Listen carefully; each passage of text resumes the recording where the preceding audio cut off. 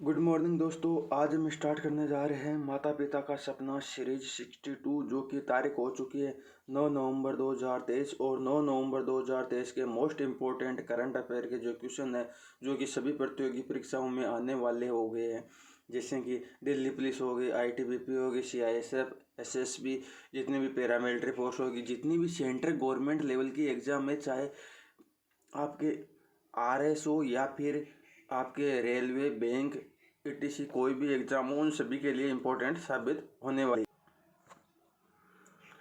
Motivation code, तो motivation code को हम पढ़ते हैं। परख से परे है ये शख्सियत मेरी, मैं उन्हीं के लिए हूँ जो समझे कदर मेरी। यानी हम परख से परे है और जो हमारी कदर समझता है हम उन्हीं के लिए है, और जो नहीं समझता है उनके लिए हम नहीं है। जैसे कि दोस्तों, हमारा पड़ोसी है, हमारे ऊपर जो ताने मारते हैं उनको मारने दो और आप अपनी सफलता की ओर मेहनत करते रहो दिन रात। एक न एक दिन आपको सफलता मिल के रहेगी। और जो ताने मारता है पड़ोसी, उसको आप अभी नहीं, बाद में दिखाना जब आपकी मंजिल प्राप्त हो जाए। तो क्वेश्चन नंबर 1 की ओर आगे बढ़ते हैं। हाल ही में परमाणु परीक्षण प्रतिबंध संधि के अनुसमर्थन को किसने वापस लिया है? तो परमाणु परीक्षण प्रतिबंध जो संधि अनुसमर्थन है, इसको वापस लिया अभी हाल ही में रूस ने। ये क्या संधि थी दोस्तों? ये एक्चुअल में इस संधि का नाम था CTBT, और ये संधि की गई थी 1996 के अंदर इसको लागू किया गया था। और इसके अंदर टोटल देश थे 187 देश, उनके अंदर ये संधि लागू हुई थी और उनके अंदर रूस था। तो अभी हाल ही में ये रूस इससे बाहर हो गया है। क्यों बाहर हुआ? क्योंकि ये बोल रहा है कि हम भी परमाणु परीक्षण करेंगे और अब आगे हमारी शक्ति हैं वो रूस बोल रहा है कि USA के बराबर हम शक्तियां रखेंगे। इसके अलावा देखते हैं कि सबसे बड़ा जो परमाणु भंडार है वो किसके पास है? तो परमाणु भंडार वो भी रूस के पास में है। इसके अंदर कौन कौन शामिल नहीं है? तो इसके अंदर भारत भी शामिल नहीं है, पाकिस्तान भी शामिल नहीं है, नॉर्थ कोरिया भी शामिल नहीं है, ये तीनों ही देश शामिल नहीं है। क्वेश्चन नंबर 2 की ओर आगे बढ़ते हैं। हाल ही में UNEP ने चैंपियनशिप ऑफ द अर्थ पुरस्कार 2023 से किसे सम्मानित किया है? तो इसके अंदर सम्मानित किया गया है जोसेफिना बेलमोटे को, ये भी करेक्ट हो गया है, और फंडा को, एलन मैकार्थन को, ये भी करेक्ट हो गया है, जोस मैनुअल मोरल को, ये भी करेक्ट हो गया है। तो ऑप्शन नंबर डी इसका सही हो गया है। इसके अंदर 5 को दिया गया है, जिसके अंदर ये 3 तो हो गई महिलाएं और 1 हो गया पुरुष और 1 हो गई संस्था। अब इन 5 के मैं नाम बता देता हूँ आपको। तो जो पहला नाम आता है, एक सेकेंड, जोसेफिना बेलमोटे है, ये क्वेजोन सिटी के मेयर है फिलीपींस के, और फंडाको एलन मैकार्थन है, ये पुर्तगाल के है, और ब्लू सर्किल है जो ये महिला है, ये चीन कंपनी की है, जो चीनी कंपनी है। जोस मैनुअल मोरल स्पेन के रहने वाले हैं, और वैज्ञानिक और प्रौद्योगिकी अनुसंधान परिषद जो दक्षिण अफ्रीका की है, इसको भी अभी जो ये मिला है। अच्छा, ये किस लिए इसको मिला है? तो ये बेस्ट प्लास्टिक जो पॉल्यूशन है उनके लिए मिला है, जो कि प्लास्टिक प्रदूषण है उसको हराने के लिए मिला है। और UNO के सर्वोच्च जो पर्यावरण पुरस्कार है उनमें से ये एक है। इसके बाद में हम देखते हैं जो संयुक्त राष्ट्र UNEP संयुक्त राष्ट्र पर्यावरण कार्यक्रम, ये नैरोबी केन्या के अंदर इसका हेडक्वार्टर है, और 5 जून को पर्यावरण प्रदूषण दिवस मनाया जाता है। 5 जून 1972 को इसकी UNEP की स्थापना हुई थी, जो कि पर्यावरण प्रदूषण को रोकने के लिए। और इस बार की इसकी थीम क्या थी? जो कि पर्यावरण प्रदूषण है, इसकी थीम थी plastic of solution of plastic pollution. इस बार पर्यावरण प्रदूषण की थीम थी, और पर्यावरण प्रदूषण डे मनाया जाता है 5 जून को। क्वेश्चन नंबर 3 की ओर आगे बढ़ते हैं। हाल ही में व्हाइट हाइड्रोजन के भंडार की खोज कहाँ हुई? तो व्हाइट हाइड्रोजन के भंडार की खोज फ्रांस के अंदर हुई। फ्रांस की राजधानी पेरिस हो गई। दोस्तों एक्चुअली यहाँ पर क्या है, जो इंजीनियर थे, जो वैज्ञानिक साइंटिस्ट थे, वो खोज तो करने गए थे जीवाश्म ईंधन की, जो कि ग्रीन हाउस गैस का प्रदूषण कम करते हैं और ये क्या पोल्यूशन कम करते हैं, तो उसकी खोज करने गए और गलती से खोज हो गई वाइट हाइड्रोजन की। और ये जो वाइट हाइड्रोजन मिला है ये ज़मीन के 1250 मीटर नीचे मिला है। और इसके अलावा ये ग्रीन हाइड्रोजन भी होता है, ब्लू हाइड्रोजन है, ग्रे हाइड्रोजन है, ब्राउन हाइड्रोजन, पिंक हाइड्रोजन और येलो हाइड्रोजन, ये भी हाइड्रोजन होते हैं। और इसके अलावा हम देखते हैं तो यूनेस्को और OECD, इंटरपोल, इन तीनों का जो मुख्यालय है वो फ्रांस के अंदर है। तो मैं यहाँ पे लिख देता हूँ आपके यूनेस्को,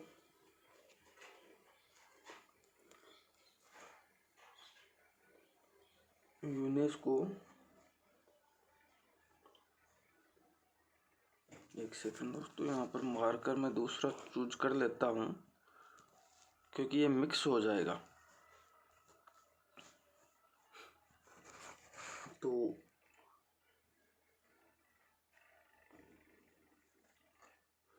यूनेस्को और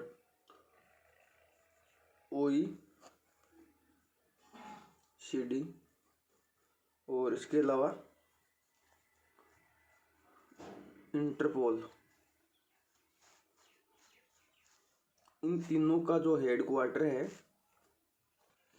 इन तीनों का हेडक्वार्टर फ्रांस के अंदर ही है। क्वेश्चन नंबर 4 की ओर आगे बढ़ते हैं। हाल ही में विश्व सुनामी जागरूकता दिवस 2023 का मनाया गया। तो विश्व जागरूकता जो सुनामी दिवस है, ये जो अभी हाल में मनाया गया है, ये मनाया गया 5 नवंबर को। अच्छा, इस बार की इसकी थीम क्या है? तो इस बार की इसकी थीम है fighting inequality for a recent fighting inequality for resilient future. Fighting inequality for resilient future मतलब इसका हिंदी में हो गया एक लचीले भविष्य के लिए असमानताओं से लड़ना। जो असमानता है उनसे लड़ना, इसका हिंदी में मतलब हो गया। ये 5 जून को मनाया जाता है, विश्व सुनामी के लिए जागरूकता दिवस है। और इसकी शुरुआत 2016 के अंदर हुई थी। जो भूकंप के कारण ये समुद्र में उठने वाले जो तूफान है, लहरें हैं, उनसे जागरूक होने के लिए यहाँ पर किया गया। और इसका जापानी शब्द है टीसुनामी। जापानी शब्द क्या है इसका? टीसुनामी, ये जापानी शब्द है। और इसकी स्टार्टिंग कब से हुई थी? तो हुंगो फ्रेमवर्क 2004 में हिंद महासागर में आई जो सुनामी है, उसके बाद में इसकी शुरुआत हुई थी। वहाँ पर एक समझौता हुआ था। क्वेश्चन नंबर 5 की ओर आगे बढ़ते हैं। हाल ही में भारतीय वायुसेना ने पूर्वी आकाश अभ्यास का आयोजन कहाँ किया? तो पूर्वी आकाश अभ्यास का आयोजन शिलोंग, मेघालय के अंदर किया है, जो भी हाल ही में किया गया है। इसका अभ्यास शिलोंग, मेघालय में हो गया और करने वाली इंडियन एयरफोर्स हो गई। और ये क्यों किया गया? तो वायु शक्ति जो क्षमता है उसको परखने के लिए ये अभ्यास किया गया है। क्वेश्चन नंबर 6 की ओर आगे बढ़ते हैं। नाइट फ्रैंक के prime global cities index Q3 में शीर्ष स्थान किसे मिला है? Q3 में शीर्ष स्थान मिला है, जो कि मिला है मनीला को। तो इसका ऑप्शन नंबर डी करेक्ट हो गया। तो आप देख सकते हो शीर्ष स्थान मनीला है, सेकंड स्थान दुबई है, थर्ड जो शंघाई हो गया है, फोर्थ स्थान जो कि भारत की मुंबई का हो गया है। तो टॉप 10 के अंदर भारत की कौन कौन सी सिटी शामिल हो गई? तो एक तो हो गई मुंबई और एक हो गई नई दिल्ली। 2 सिटी भारत की शामिल हो गई टॉप 10 के अंदर। अब इसके बारे में थोड़ी और डिटेल से हम जान लेते हैं। तो इसको जारी करने वाली संस्था तो हो गई नाइट फ्रैंक, ये इसको जारी करने वाली संस्था हो गई। और ये क्या है दोस्तों, जो आप देख रहे हो Q3 का मतलब है जनवरी, फरवरी, मार्च, इसको Q1 बोलते हैं। अप्रैल, मई, जून, इनको Q2 बोलते हैं। जुलाई, अगस्त, सितंबर, इनको बोलते हैं Q3। तो मैं यहाँ पे लिख देता हूँ JULY मार्कर दूसरा सेलेक्ट करना पड़ेगा शायद तक। जुलाई, AUG, और ये हो गया आपका सितंबर। इन तीनों को बोलते हैं Q3। अच्छा, इसके बारे में हम देखते हैं कि यहाँ पर इसका मतलब ये है कि किस शहर की जो आवासीय संपत्ति है कितनी महंगी हो गई। तो आवासीय संपत्ति सबसे महंगी हो गई मनीला की, फिर दुबई की, फिर शंघाई की, फिर आ गई मुंबई की। मुंबई की संपत्ति भारत में सबसे महंगी है, उसके बाद में दिल्ली की संपत्ति महंगी है। अच्छा, तो ये इंडेक्स अभी हाल ही में ये रिपोर्ट जारी हुई है। इसके अलावा देखते हैं तो कि फायर पावर में फर्स्ट स्थान पर कौन है। तो फायर पावर में भारत का स्थान हो गया फर्स्ट स्थान पर USA, सेकंड स्थान पर रशिया, और थर्ड स्थान पर आ गई चीन, फोर्थ पर आ गया भारत। इंडिया जस्टिस रिपोर्ट के अनुसार हम देखते हैं तो टॉप राज्यों में कर्नाटक हो गया और बॉटम राज्य में UP हो गया। क्वेश्चन नंबर 7 की ओर आगे बढ़ते हैं। हाल ही में दूसरा वर्ल्ड फूड इंडिया का शुभारंभ कहाँ हुआ। तो वर्ल्ड फूड इंडिया का शुभारंभ अभी हाल ही में जो हुआ है वो हुआ है नई दिल्ली के अंदर। जो आपके सामने है ये नरेंद्र मोदी जी जो कि है a mega food event to turn India into the global hub for food processing, जो कि आपके सामने ये पिक्चर में आप देख सकते हो। और इसका आयोजन ये भारत मंडपम नई दिल्ली के अंदर हुआ है। इसके बारे में और हम डिटेल से देखते हैं। तो इसका आयोजन नई दिल्ली में हुआ है। वर्ल्ड फूड इंडिया 2023 में ये दूसरे क्रम का है और आयोजन नई दिल्ली में हो गया। भारत मंडपम में करने वाले नरेंद्र मोदी जी हो गए हैं। अच्छा, इसके अलावा ये खाद्य प्रसंस्करण मंत्रालय के द्वारा किया जाता है।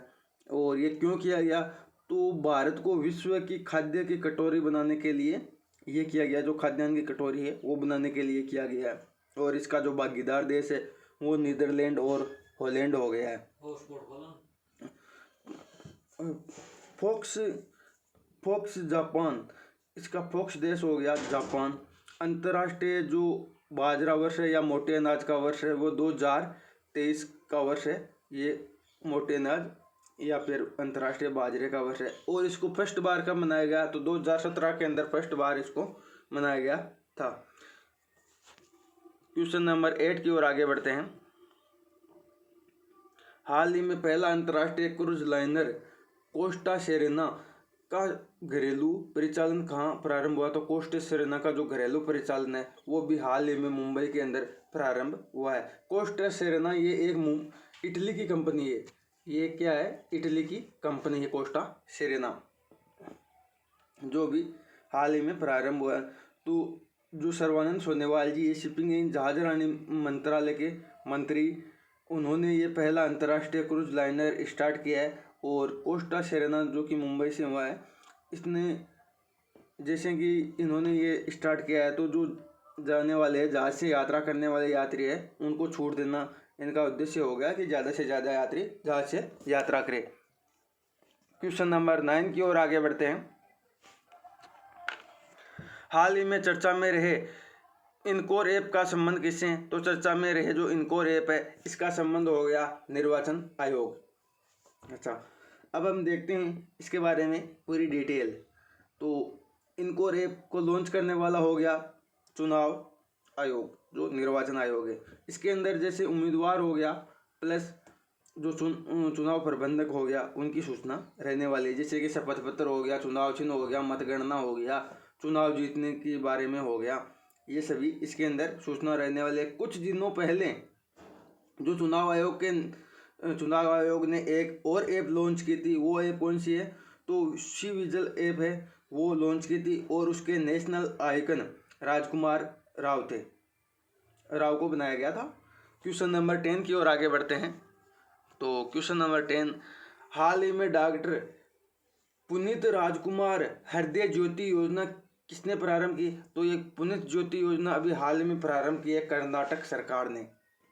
इन्होंने क्यों स्टार्ट की, क्योंकि डॉक्टर पुनीत राजकुमार है ये हृदय के रोग से यानी हार्ट अटैक आकर इनकी डेथ हो गई थी। और ये क्या थे, कन्नड़ के सुपरस्टार थे और इनकी डेथ भी कम उम्र में हो गई थी। उसके कारण कर्नाटक की सरकार ने ये लॉन्च किया है, जो कि हार्ट अटैक से पीड़ित होने वाले हैं उन सभी के लिए ये लॉन्च हुई है।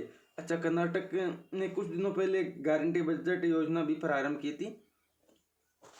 अब इसके बारे में हम डिटेल से पढ़ते हैं। तो कर्नाटक स्वास्थ्य विभाग ने अचानक दिल के दौरे और हृदय संबंधी समस्याओं से पीड़ित लोगों के इलाज के लिए डॉक्टर पुनीत राजकुमार हृदय ज्योति योजना शुरू की है। सरकार 85 जिलों और तालुक अस्पतालों को स्पोक केंद्र बना रही है। इन केंद्रों पर टेलेक्प्लेस इंजेक्शन कौन सा है? तो टेलेक्प्लेस इंजेक्शन वो है जो हार्ट अटैक आता है उस दौरान रोगियों को दिया जाता है और उसे ठीक किया जाता है। जो दिल के दौरे के इलाज के लिए महत्वपूर्ण है। 85 केंद्रों पर रोगियों को मुफ्त दिया जाएगा, यानी कर्नाटक सरकार 85 जो केंद्र है वहाँ पर मुफ्त दिया जाएगा। निजी अस्पतालों में इंजेक्शन की मूल कीमत 30,000 से 45,000 रुपये है। इस इंजेक्शन की कीमत है 30,000 से 45,000 रुपये, जबकि निजी अस्पतालों में इतनी कीमत है और कर्नाटक सरकार इसको फ्री दे रही है। स्वास्थ्य मंत्री दिनेश गुंडू राव ने लोकप्रिय कन्नड़ अभिनेता पुनीत राजकुमार की दूसरी पुण्यतिथि के 2 दिन बाद इस योजना की घोषणा की है, जिनकी 46 वर्ष की आयु में दिल का दौरा पड़ने से मृत्यु हो गई थी। यानी जो पुनीत राजकुमार है, इनकी मृत्यु दिल का दौरा पड़ने से 46 वर्ष की उम्र में हो गई थी। ये एक कन्नड़ के जो सुपर स्टार थे, तो अब कन्नड़ अभिनेता थे, तो इनके लिए ये स्टार्ट की गई उनकी पुण्यतिथि के ऊपर। ये योजना महत्वपूर्ण प्रतिक्रिया समय के भीतर दिल के दौरे से पीड़ित लोगों की मदद के लिए सार्वजनिक स्थानों पर आपातकालीन उपकरण स्थापित करने का प्रयास करती है। सरकार एआई तकनीक भी तैनात करेगी जो 4 से 5 मिनट के भीतर मरीज की स्थिति की गंभीरता का पता लगा सकती है। यानी इसके अंदर जो सरकार है वो एआई तकनीक भी तैनात करेगी। वो क्या, 4 से 5 मिनट के अंदर मरीज की स्थिति का पता लगा सकेगी। बीपीएल कार्ड धारकों को सुपर स्पेशलिस्ट अस्पतालों के केंद्रों में भी मुफ्त इलाज, जो बीपीएल कार्ड धारक है उनको भी मुफ्त इलाज मिलेगा। एपीएल कार्ड धारक हमारे आरोग्य कर्नाटक आयुष्मान भारत स्वास्थ्य कार्ड के तहत मुफ्त इलाज पा सकते हैं। यानी कि जो एक तो बीपीएल कार्ड होता है और एक एपीएल राशन कार्ड होता है। जो बीपीएल कार्ड धारक है उनको तो मुफ्त दे रही है कर्नाटक सरकार, और जो एपीएल कार्ड धारक है वो आरोग्य कर्नाटक ऐप है, उस पर जाके ये भी मुफ्त ले सकते हैं। Thank you so much, always keep smile. दोस्तों, आशा करता हूँ आपको ये क्लास बहुत ही शानदार लगी है और अपने सभी दोस्तों के साथ में शेयर कीजिए। अच्छा, इसके अलावा थोड़ी सी और सूचना रह गई थी, जो कि है अभी गारंटी बजट गारंटी बजट योजना है वो किसने लॉन्च की थी? तो वो भी कर्नाटक ने लॉन्च की है। और डिप्टी सीएम कर्नाटक के कौन है? तो कर्नाटक के जो डिप्टी सीएम है, डिप्टी सीएम, वो डिप्टी सीएम तो हो गए वहाँ के डी शिव कुमार।